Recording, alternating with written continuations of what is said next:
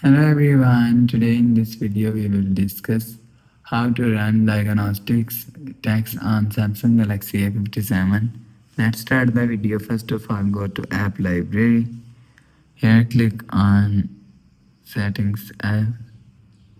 Now in setting, scroll down and click on device care.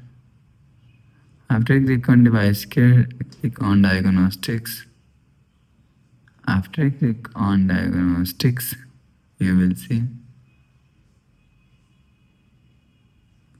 click on phone diagnostics and click on test all, and you will see battery status, NFC, SIM, start mobile network, sensors,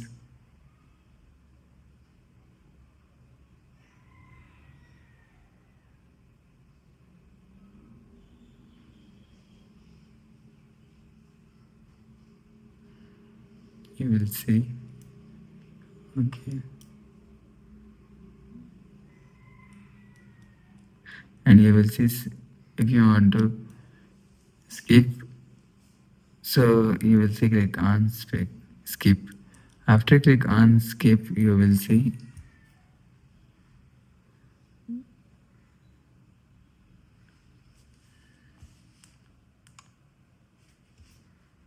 so that's how you can